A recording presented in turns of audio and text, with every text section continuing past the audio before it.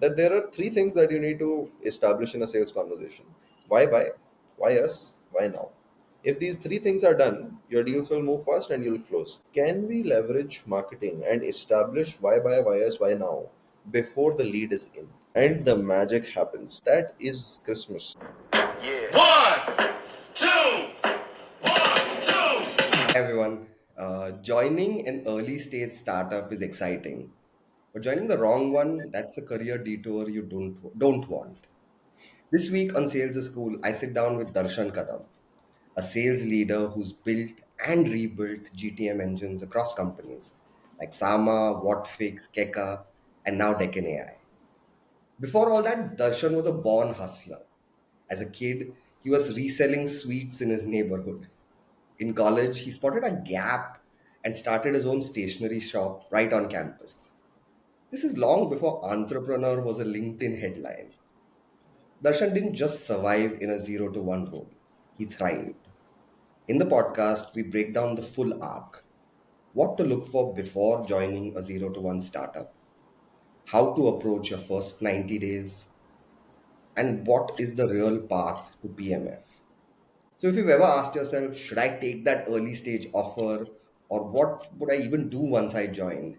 This conversation will give you a blueprint. Welcome, Darshan, to Sales School.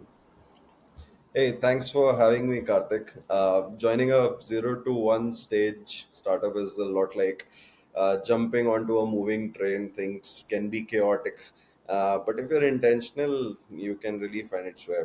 Uh, but I'm excited for this discussion today. I'm sure that we'll deep dive into the specifics here. But again, thanks for having me. Looking forward. Awesome. I'm really looking forward to this one. You and me have had a chat recently, and your journey is really fascinating.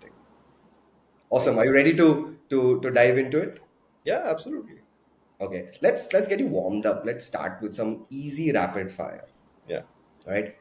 What's the first thing you've sold ever? Ice creams.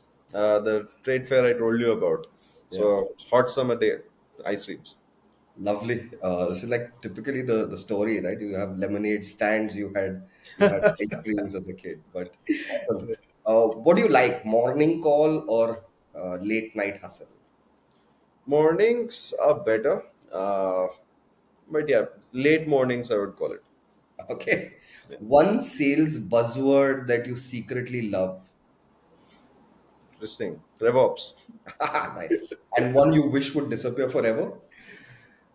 Interesting. But I think GTM as a word is one of the most misused word across startups and corporates. Everything is GTM at the end of the day. Right. Yeah. Okay. You want another one? Yeah, sure. What's your go-to snack after a rough sales call? I'm traditional this way. I'd go for some roasted chana if you know what it is. Comes from North India. I'm habitual of keeping it around. If not that, then a protein bar. Okay. Roasted chana comes with a side cold beverage. Just No, joking. no, no, not really. Okay. All right. Let's move on to the first section of what we're discussing. Right. This is Sure. the before you say yes, evaluating a 0 to 1 opportunity. Yeah. I'd love to ask you what are some of the green flags that someone should look for before they join a 0 to 1 stage company. Interesting. So ideally, if you look at it, I'd break this down into three categories for you and the viewers here, Karthik. Number one thing, which is very important for me, is founders' clarity. Now, this is also thrown around quite a lot, but I'll share a personal experience with you as well. Uh, I'm primarily looking at, can the founder articulate the customer's problem without using buzzwords, Mhm. the ROI, payback period, and things like that. Do they really know what winning would look like in 18 months? I remember speaking to a founder, say about 2 years back. This was more of a billing software, very early stage company, about 30-35 customers at that point. So they were looking for someone who could be more of a full stack account executive, would grow into a sales director kind of a position, and yeah, off the shelf, everything looked really cool, right? But then came our conversation where I started asking a couple of questions like, "Hey, what would be my quota?" So He responded that $2 million by end of the year, and it was already March. Now, the way I function, maybe this is an occupational hazard of working in sales for about 10 years, that I think in a layered fashion. So the follow up questions came in. What's the average ticket size? What's the win rate? What's the definition of a qualified opportunity for you? What's your deal cycle? And for so then came the question for pricing. What are the factors that you're looking at? And to that, the response was, the other things were also a little vague, but the response to pricing was that this will be value based. When I asked what that meant, his answer was, we charge based on perceived value of the prospect who we are speaking to. Now, I think in a services setup, it could work, but in a SaaS market or SaaS offering, that's not clarity, Yeah. that's wishful thinking. So if we weren't playing to win there, right? We were playing by chance. So founders clarity in terms of what would be your roadmap, what the organization is doing, what are the customers thinking, why would someone pay for this, right? So that kind of clarity is very helpful, and for me, it's a must in the founder. Second piece would be the early pull. Early stage companies, it's easy to fall into the that wonderland that, hey, this is a cool product, we'll Yeah. get into it, we'll sell it, I'll become a billionaire. Everything sounds and looks like a $1 million idea initially, but always validate that early pull. I will go a step further, and I end up doing keyword research on the problem statement that they're doing. So simple work: go into Google keyword search tool, and what happens is, say they're solving a billing problem. Start looking for those problem keywords. If at all there are good search volume Mhm. organically on those keywords, that means this problem exists and people are trying to solve it. If this is a category defining product completely, it might be very uphill in terms of running sales for this product and company. And the third piece, I know this is a bit of a long one, but the third piece for me is very important, that the internal GTM is aligned. Okay. Before I take the plunge, I typically need three people.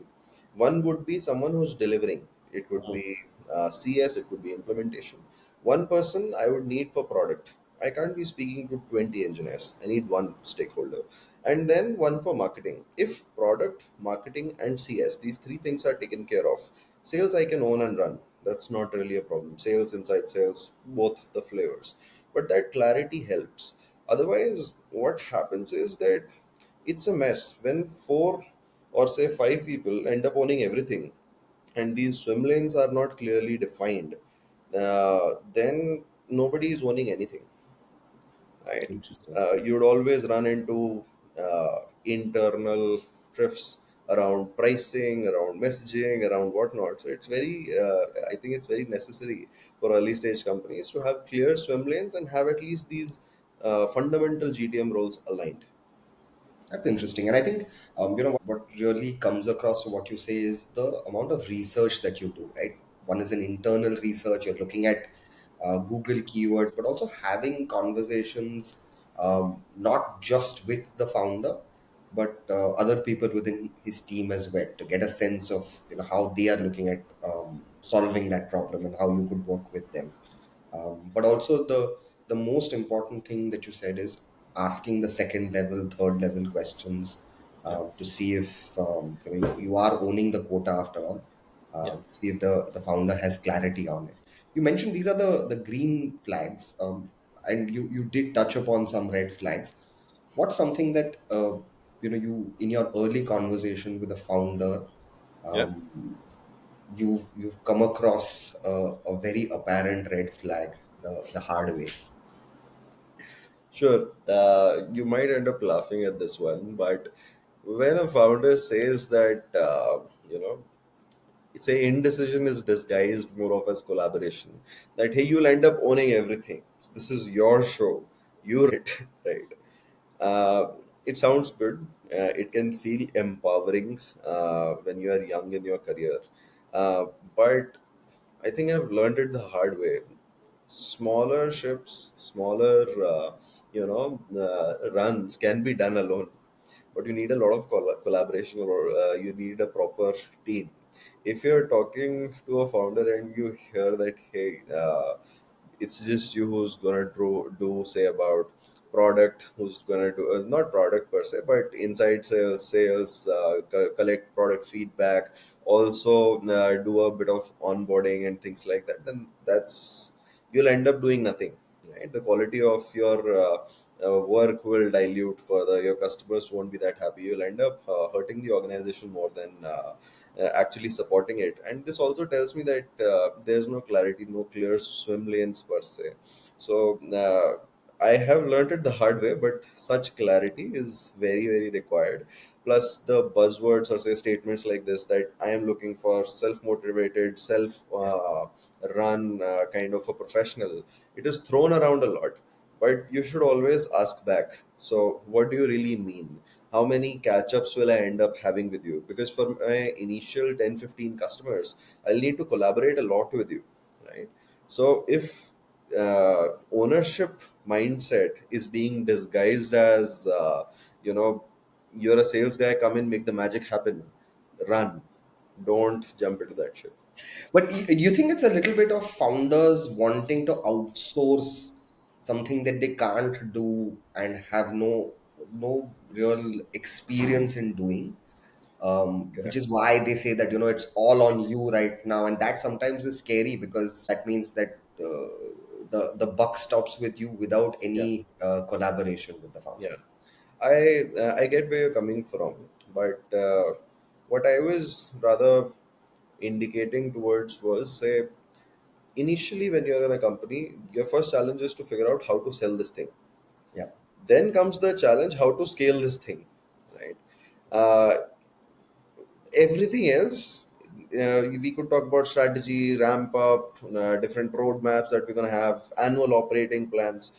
But initially, when we are figuring out how to sell this thing, I need the guy who made this happen, this product, this company. Right. At the end of the day, buck stops with him for this company. correct. So him or her. So I need that collaboration initially, and every first seller in a company needs that Yeah, for the first 10-15 sale, when we are trying to figure out how to sell this, let's work together. When it comes how to scale this, there I come with the experience, I can do it. gotcha, gotcha. Understood. Okay, there have been all these roles thrown out, recently, which sometimes Yeah. raises eyebrows, right? They sound exciting. What are some of those roles that you've heard that sound exciting? Hmm. You should be slightly wary of them because they fall into these traps of Yeah, uh, what you've just mentioned. there are a couple of roles, say, but I would say these roles matter a lot and they make sense if the organization is at a particular stage. Yeah, So let me elaborate a little bit. Say it's a 100 people company or 200 people company, 100 to 200 people company looking for a chief of staff. Understood, makes sense. But a 10 people company looking for a chief of staff, they're looking for someone in founder's office. They're not looking for a chief of staff. yeah. uh, if 10 people or 15 people, even a 100 people company looking for someone called entrepreneur in residence, run. Mhm. So, see, entrepreneur in residence makes sense when there's an organization which is doing a lot of experiments with new initiatives, emerging markets. You need that title then, because this person is practically the jack of all trades, master of a few perhaps, will jump into his specialization role once this matures. But initially, he'll pivot, he'll test out a couple of ideas. So a large company, close to 1,000 people company, even for some reason, some cases, you could go with 500 people company. But if it's not a large organization, I don't know why you need the designation called entrepreneur in residence. These designations shout at me saying that there is no clear path at all. And will you be able to find that or not? Even for that, you won't have support. So it can get difficult. So I'm really, really very, when I look at these titles, reading their job description sometimes on LinkedIn can be hilarious. So yeah, these are the roles that I would What about say. I've seen some roles, some A's as well, call themselves founding A's or Yeah, founding SDRs, right? yeah. Is that something that, if, let's say you were an AE, Hmm. or an SDR, and you've been, in your past, when you came across that title for a job description, would that raise some concerns for you? So, sometimes yes and no. Yes, because when they say that this is a founding A role, that tells me that there's a lot that I will have to do apart from what I'm supposed to do. So the first focus would not be selling. Yeah. Right. The first focus could also be, so this, I have had this discussion once with a startup, that you'll also be onboarding customers and implementing the solution. So Yeah. that is a no for sure. But so that way it does raise some eyebrows, yes. But in some cases, no as well. Why? Because when you're looking for, when you have this title founding SDR, founding A's, it also generally has this upside that positively you're looking for someone who can set up your sales engine, lead by example. And some organizations are really okay to pay you the upside as well. Okay. In that case where you have clarity and you're getting paid for it, right, then I would say no, it's fine, you could go for that role, but explore all the way. There's no clear pattern to these roles, I believe we're still evolving. No, that's great, and I think, for both founders who put out these roles out into the market, saying founding, you also have to give a little upside, like you mentioned, Yeah. and for people applying to these roles, ensure that you look out for Oh, yeah. some of these. Otherwise, it tends to be just on paper, and you're just doing SDR plus plus or AE Yeah. plus plus roles without the upside. So that's interesting. Okay, let's move on to the first 90 days, right? Let's say you've taken this job as a 0 to 1 leader or SDR or AE, or and you're into this new organization. Yeah. um, you know what does the first 90 days look like? How do you get from chaos, which I'm pretty sure it is, to slowly starting to be clear? So I've got a few questions there. My first one is, what do the best reps or leaders do in the first 30 to 90 days in a Sure. zero role? I think so. Learned it the hard way. It can uh, sometimes come across, or say, it happens naturally. Nobody wants this to happen. But when you join an early stage startup as someone who's experienced, sometimes you behave like Amitabh Bachchan of the world. Right? You come in hot. You want to change everything. Yeah, So don't do that. The best reps, what actually differentiates good GTM professionals joining an early stage company and best GTM professionals joining an early stage company, uh, is this, that they start with listening and understanding. Right. I personally do this before joining any organization. If there are documented case studies of this company that I'm joining, I would download all of them. If they are not downloadable, I'll take full page screenshots, but I'll still save them. Second, all the comparators that I can spot, I'll download all of that as well. Now collate all the information. Why? Because the first week, or say first 10 working days, week or 2 weeks, the focus has to be on one primary aspect, that understand the customer and its requirements like back of your hand, right? yeah, So it always starts with a listening tour per se. Research, understand your customer. Listen before going to your marketing team. When are you giving me leads? Or going to your product, when are you going to give me sandbox access?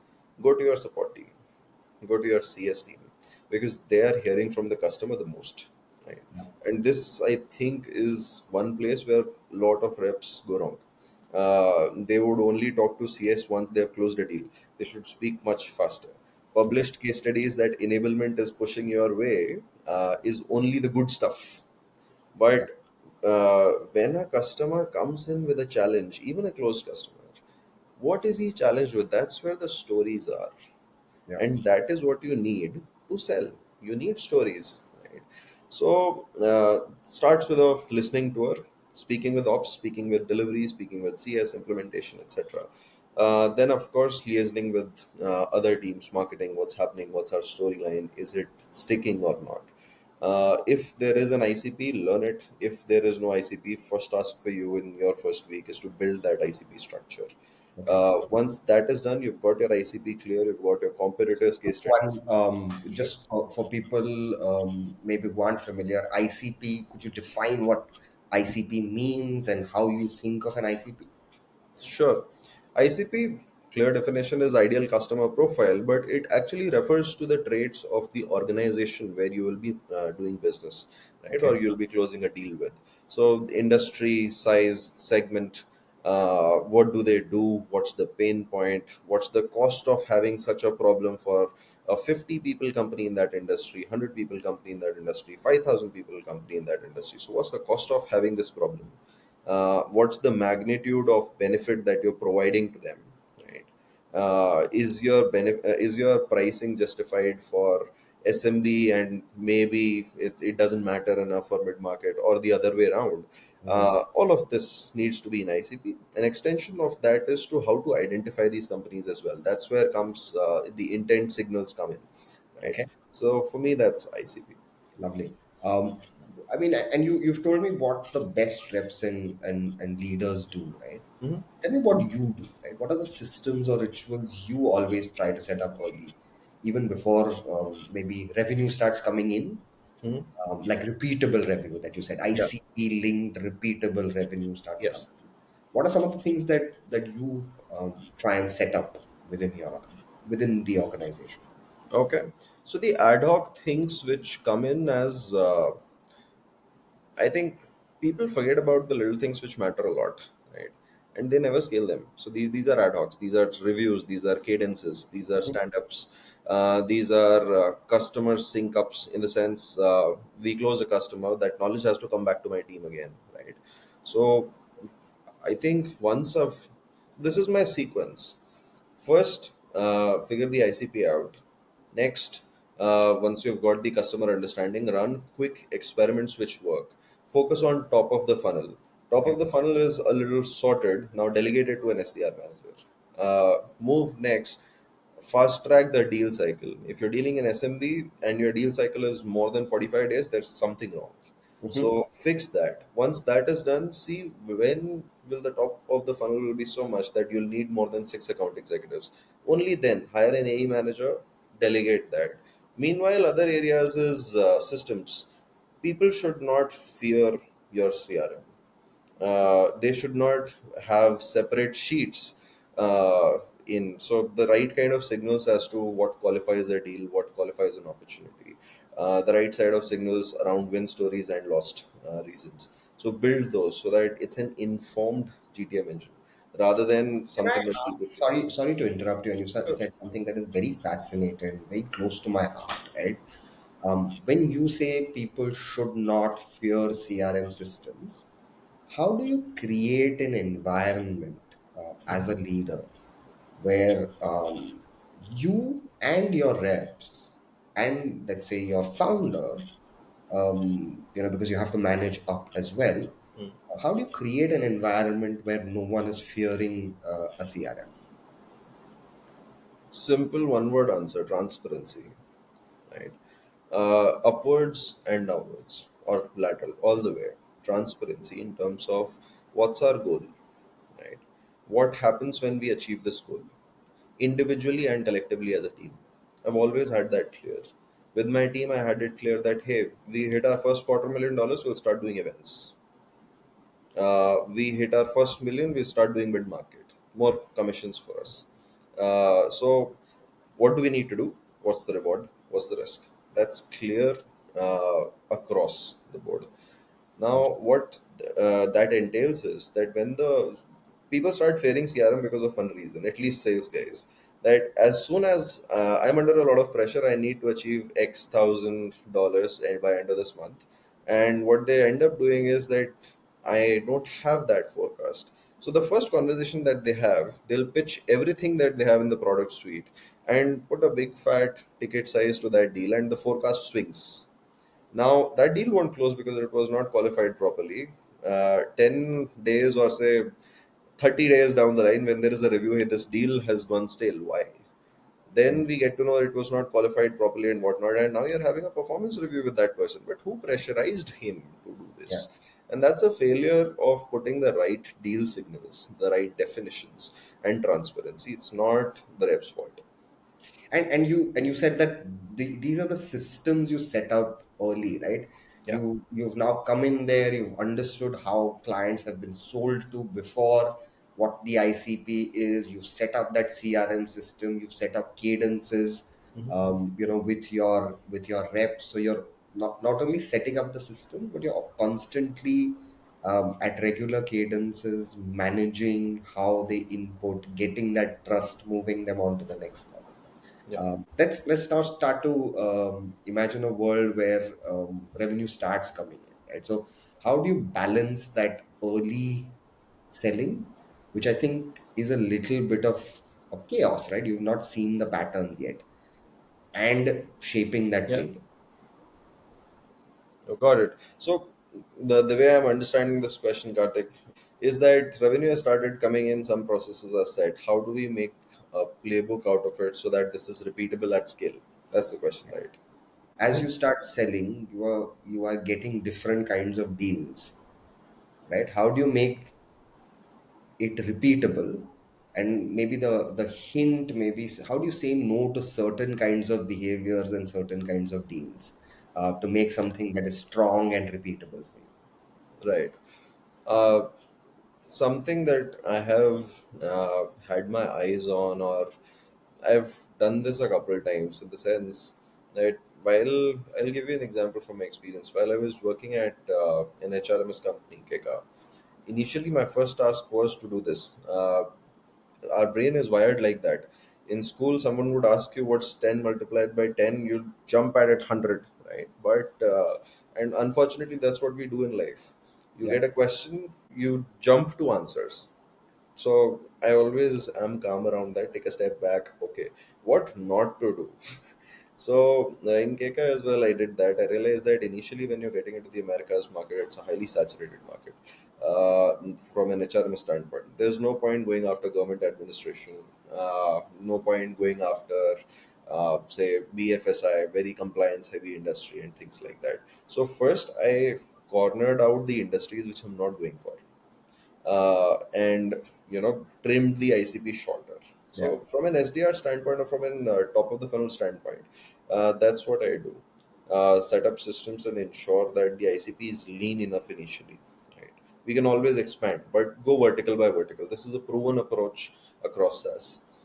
Second of it is from a sales standpoint. I am I love structure everywhere, so I always go segment by segment. Whenever say there is an inbound which comes from large enterprises, I wouldn't shy away from telling a customer that, hey, right now it's not the best time. We'll be able to solve this later on, perhaps, but right now is not the best time. And I'll tell you what, I have been able to close those customers in long term, because that's trust. That's why humans are required. Otherwise, bots would be selling. Right. So that's there. So if the way I go about creating playbooks as well, or making this more of a repeatable machines, these small ideas. Pick an ICP. How does the messaging happen? Messaging, once it's happened, then the sequence of testing it out before it can be templatized. Run three campaigns, have three levels of buyer personas, simple 16-day sequences, run them, see how it's working out. From a sales standpoint, different talk tracks for different buyer personas, try them out. How many questions are you asking in a particular call? At the end of the call, what's your sentiment and what do you think is the customer sentiment? Hmm. Test this out for say about 2 week sprints, three of those. Test it out. If it has started working, deals are moving faster, cool, put it into the playbook. Next, go by data. 2 week sprints, more than 2 weeks, it's long, and it's too long, right? So the definition of scaling fast, failing fast for me is 2 weeks for everything, and I run that across SDRs, account executives, even CS and marketing when I've managed those teams. 2 week sprints to see if it works. If it works for three times or more than that, then templatize it. Wow, that's great. We'll now move to the part. part three, like I call it, right? Okay. What happens, like you said, 2 weeks, 2 weeks, and you're starting to get a sense of what's going on and what are the things you need to pull the lever on. Yeah. Let's say after the 90 days of running these experiments, how do you know you're getting closer to PMF, right? What are the signs or the signals that you're seeing that matter most to you and should matter to 0 to 1 sales leaders? Awesome. First sign is when objections are repeatable, Okay. right? Or being repeated, rather. Pardon my grammar. But objections are getting repeated. The customers are coming in on calls and saying the same things that, hey, it could be anything. This competitor has this feature. Cool, that's feedback. That's valuable feedback from our product team. If someone comes in that, hey, your implementation time is too long, understood, we need to figure this out. It could be anything. Pricing too high, okay, we need to figure out a product bundle. When someone says pricing is too high, I love it. I think that, okay, the this problem is easily solvable. Perceived value needs to be increased, right? But the point is the objections need to be repeated. So that shows me that, okay, we have progressed, we are reaching somewhere, there's a pattern now. If I solve for Hmm. this, I am going forward. Interesting. uh, the second piece that comes to me, or rather the focus area as well in post 90 days, is to move deals fast, right? Everybody wants to move deals fast, and I'll give you, if you give me another 3 minutes for this, I'll give you a very interesting story. So, Go back in for the it. day, when I was at Whatfix, a brilliant senior director of sales, 20 plus years of experience, taught me something really cool. Uh, Now it has, I think it's more public or publicized, but back then for me it was new.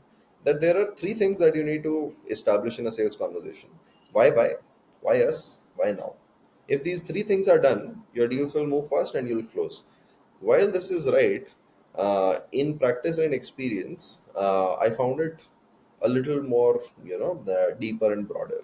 In the sense, if the onus of establishing why buy, why us, and why now is only on the sales guy, your deals are never going to move fast. I Mhm. mean, incrementally, it could be that 6 month deal cycle has now come down to 4.5 months or 5 months, but it's not going to come to 2 months or three Mm. months, right? The only way to do that is with marketing, and that's my primary focus area after 90 days. Reason being that, can we leverage marketing and establish why buy, why us, why now before the lead is in? Okay. And the magic happens.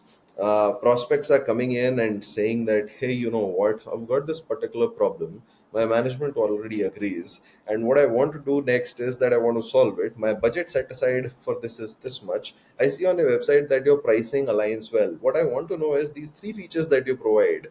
And I also saw one of the case studies of this particular company. How is it panning out for them now? Can you give me a customer reference? That is Christmas. Yeah.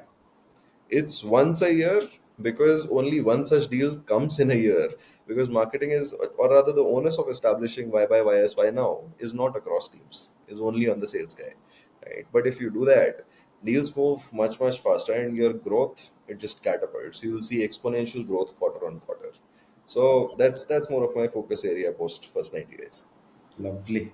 And I think also shows how you need to, the almost like a callback to what you said early. While you're evaluating these roles, if you are in sync, almost lockstep with marketing and Yeah. customer success, Yeah. I think taking them through that journey and starting to lean on them more after your 90 days will really help you out, Yeah. reduce your sales cycle. Yeah. Lovely. What does team building look like? And this is obviously a fascination for what we are doing at Scooter. How do you build out a team? How do you start delegating? How do you start scaling? How are you thinking of hiring? Talk us through a little bit of that. Okay. So, interesting. It has a lot of layers, but let me take a stab at it from a perspective of go to market teams only, right? Yeah, So for me, go to market includes renewals, booking, and marketing, right? So I think initially you just need one person for each. uh, yeah, you have to go a little full stack because you're testing things out, At least for the executives, I am always wary of hiring too many people. That has been the death of so many startups, right? So go lean, yes. Look for efficiency in all things. Anything which doesn't need you to think should be automated. Like Hmm. print that on a wall. If it doesn't require a human brain and it is clicks, it should be automated. Okay. So go for efficiency early on. Invest in systems which increase your efficiency early on, and hire a brain when you need a brain. Right? If you need a person, only hire them then. But the only place where this would change for me is this pattern that the need of this person should be there before I hire them. The only place where it changes is when I'm hiring for leadership, say managers. I would always hire managers a quarter early, and if I can't promote someone internally, I would always prefer that manager comes first and then he chooses his team. Because if it goes other way around, you will see adoption issues, you will see sync issues. So that's how I typically go about it. Yes. Stay lean, stay efficient, hire executives when you need them, and leadership a little before you need them. Recommended is a quarter before. Okay. And how do you stay motivated, right? This journey is hard and sometimes takes a lot out of you. Yeah. Uh, how do you, what are you telling yourself if you are looking at targeting enterprises? They are a longer sales cycle. Yes. What are you telling yourself in this time? So it's pretty simple. Coming from a defense background, I think my childhood was also very regimented around this. Uh, Wake up every day. What are you gonna do today? You come back, you do things in a certain fashion. That kind of clarity and planning thought process has helped me a ton. Now, people who have worked with me are they know that I don't go anywhere without my diary. And in my diary, one thing that people can see is, and they have laughed at as well, I grade my days.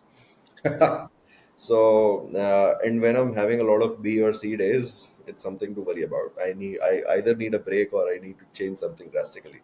But typically, it goes like this: wake up, do your workouts, come back. When you're getting ready, I make a list of three priority tasks and five, six second priority or secondary tasks.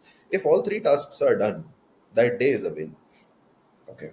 I am proud of myself coming back home, right? If something is not done, then the onus on the next day goes higher. Mm, But the focus is only on three tasks. So typically, I end up winning 4 out of 5 days or sometimes 5 days. So the okay. motivation is always high. And it is important because as a leader, if your motivation is low, your team will always be low and you will not be productive. You have to be winning internally if you want your team to win externally. Yeah. No, it is very important. I think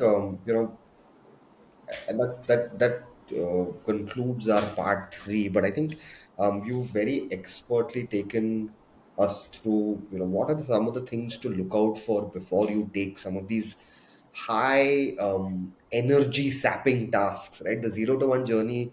I mean, for the founder, it's hard, but I think once the sales leader comes in or the AE or the rep comes in, those are incredibly hard journeys as well.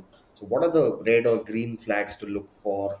How do you traverse or navigate that early 30, 60, 90 days, and what do you look forward to, and how do you set up for success the post 90 days? I think this was a great lesson for anyone out there who's looking to undertake this journey. But before we end, we've got some rapid fire round questions for you, slightly more sales related. Are you ready for that? Absolutely, always. Okay, awesome. What's the worst mistake you've made in a GTM motion for 0 to 1? Yeah, underprepared, lagged ownership, learned it the hard way. Yeah. One thing most people over engineer in early sales. For crying out loud, the demo deck. Customer doesn't give a damn about your animations. They want clarity. Please. What is one trait you hire for when you don't have data yet? Discipline and communication skills. Business, it can be taught. What's a question you'd ask? Curious. Sorry? What's a question you'd ask to uncover discipline? their daily routine, and give them a couple of guesstimates of sorts. Typically, if he has even a 1 year of experience in sales, then I'd give him a task that, okay, your quota is this much. Walk me through your day, week, and month. Great question. Yeah. Okay. What's a sales tech tool that you actually love? Apollo, CRM, enrichment with AI, dialing, sequencing data. You've got almost everything there. And when you're doing 0 to 1, you don't want to spend too much. Apollo can give you the initial efficiency, speed, everything. I think it's kind of my favorite tool when I'm starting out. Nice. What would, slightly nostalgic, what would 2025 Darshan tell 2017 Darshan? Nice. Solving problems, joining cool startups, solving big problems, delivering more value. It's all fun.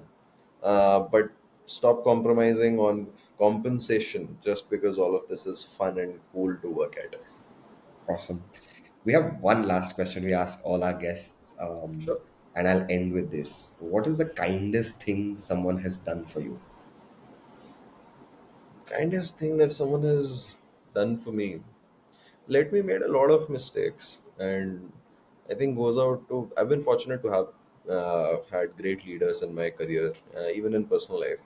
uh, I have made ton of mistakes. They've been very patient with me, and I think I paid back in kindness with the work that I've put in, the hard work. But yeah, I think the people have let me make a lot of mistakes, so that's the kindest thing. Anyone you'd like to call out for doing that kind act Goes to you? out to almost all my mentors, man. Calling out one person is tough. I mean, if when I think about calling out one of my mentors, my thought goes to my father. But yeah, because he's the first one, right? But yeah, I think goes out to all the mentors. It's hard to name one. Okay, awesome. Darshan, this was an absolutely fascinating conversation with you. I learned so much, but also learned what it takes to do the 0 to 1 journey just from the examples that you've given me, and what an excellent mindset you have and one would need to have as they help companies start to get early traction, early PMF, and then eventual billion-dollar valuations. So, Darshan, thank you so much for coming on the podcast with us, and we hope you had a good time. Thanks for having me, Karthik. It was fun.